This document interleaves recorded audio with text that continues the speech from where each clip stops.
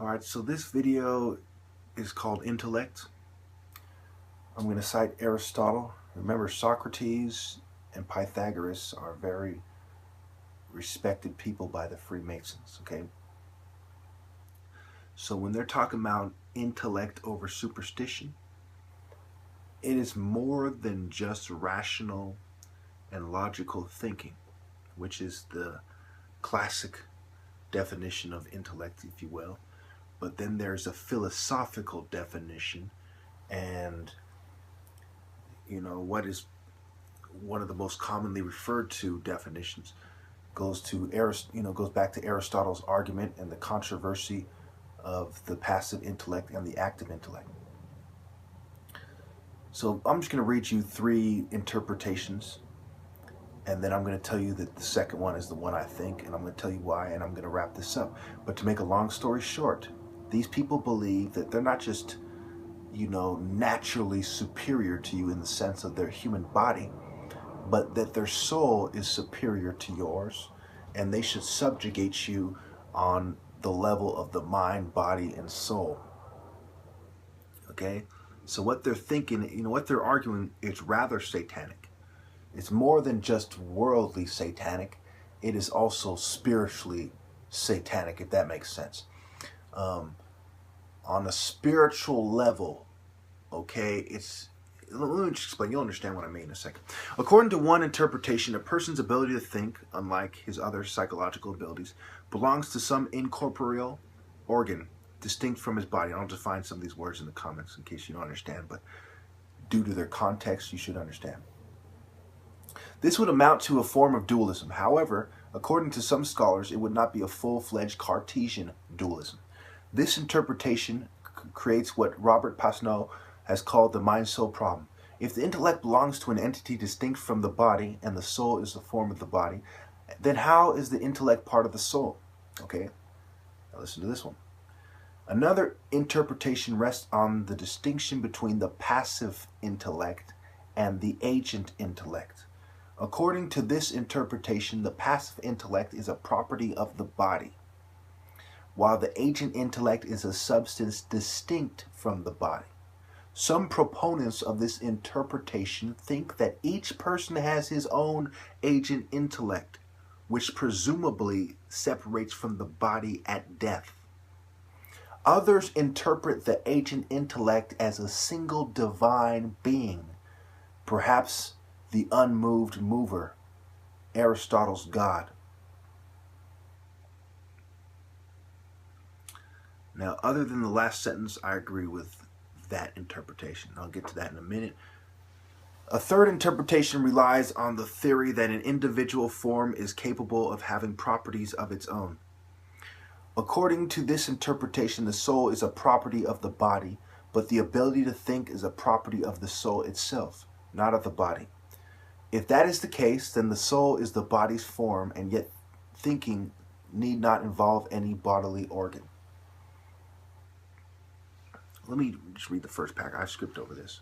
Aristotle says the intellect, the ability to think, has no bodily organ, in contrast with other psychological abilities, such as sense, perception, and imagination. In fact, he says that it is not mixed with the body and suggests that it can exist apart from the body. This seems to contradict Aristotle's claim that the soul is a form or property of the body. To complicate matters further, Aristotle distinguishes between two kinds of intellect or parts of the intellect. These two intellectual powers are traditionally called the passive intellect and the active intellect or agent intellect.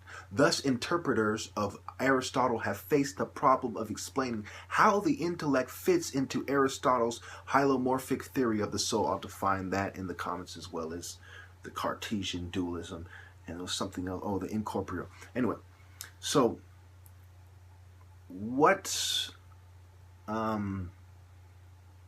you see here, going back to the second argument, basically there is an intellect that has to do with the body. There's the body's, the body is sort of a, it's your flesh that interprets things for you, and you have this kind of knowledge in your soul, and your soul is being developed. That's what you hear me talking about, the mind, body, and soul. Okay, listen to what I've been saying for years and years, 7 years in my YouTube videos alone. You'll hear me talk about mind, body, and soul, and that's a scale. And I talk about, women don't appreciate me even though I have a superior mind and soul, okay, and a superior body in the sense that I can perform martial arts with it using, my what Aristotle would term agent intellect or active intellect. So I have developed my passive intellect using my active intellect, but I separate God from the agent intellect, okay? You have your soul and your phase of soul. So you hear my equation, 6E plus 3S, 6S plus 3E plus 0.5E plus 0.50 equals R, okay? The S is the stage of mind or stage of soul. Now, why do I put it that way? It goes back, because I didn't want to elaborate and break this down into, I wanted to put it into one variable, instead of breaking it down into a very complex thing that simple minds and scientists would not appreciate. So I said, you know what? This stage of mind is very complex. Okay, so I'm gonna put it like this. It is the determinant. It is the biggest number. It has the biggest number attached to it in the formula. Period. So 6S, your stage of mind, which it has to do with your stage of soul. Your stage of soul helps develop your stage of mind. Now, one thing that is not entirely clear in Christianity is, are we all born with the same, are our souls born at the same time as our bodies? And this, is a very complex thing. When you look at the case of Jesus, certainly that's not the case. He says, before Abraham I am, which means before he was born from the Virgin Mary, he existed. So at what point do souls come into being? And I don't want to drag this on and on and on. But to make a long story short, okay, I do believe that Aristotle was onto something. I don't think he entirely knew what he was talking about, but I'm not the first Christian to think that, okay? Theologians such as Duns Scotus and Thomas Aquinas developed Christian applications of hylomorphism, which comes from what? Which comes from Socrates. It was a philosophical theory developed by Socrates, which conceives being as a compound of matter and form. Now, I still have time, so we can explore this a little bit. I know I'm going to upload a lot of videos tomorrow, because I'm actually making these on the 9th. I'm going to upload 4 or 5 videos tomorrow. I didn't want to do it that way, but what can you do? Anyway, so what you see really is exactly what I've been saying for a long time, is that people before Christ and before Judaism, they were trying to figure things out. And by the time you get to the Greeks, whose philosophers pretty much existed alongside the Jewish prophets and what have you, and then you have the mystery schools and so on, they started coming up with a lot of ideas that were close to the truth. And what you see is, in rejecting the Christian religion, all the people who have, they rejected Christian philosophy that has been defined as such. But here's the problem, as I stated before in other videos, Christianity requires a whole lot of thinking to get to the truth. It's not necessarily spelled out for you. The morality in the Bible is a path to the unknowable, okay, to your destiny in heaven. And to understand why that is where where theology and philosophy and what have you really are involved here, and this is a very interesting thing, because when people try to disprove Christianity, it's not that simple. You'll see a lot of simple-minded people and a lot of disingenuous people saying, well, the Bible isn't true, that's the end of it. But they have no idea how deep this goes. Nobody is qualified to say the Bible isn't true, because it is a philosophical and theological, manuscript or a book. So, what is the Bible saying in the first place is up for debate. No priest or no organized religion is qualified to say that we know exactly what it's saying, and that's exactly what they do. This is, when I talk about people that coined the terms. Johann Christian Reil coined the term psychiatry in 1808. You know, the dangers of letting a bunch of unscrupulous knaves define things goes over a lot of people's heads.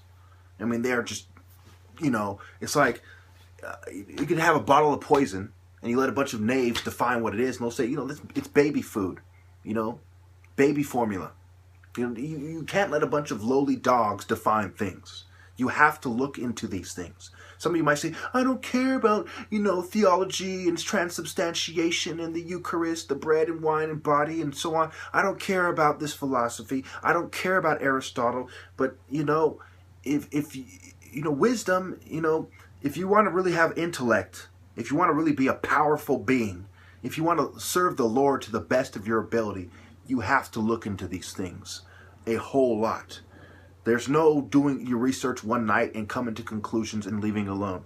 You know, wisdom is the result of your life journey. You never stop acquiring wisdom. You always look into it. And you always question what you believe already, and you try to refine what you know to be true.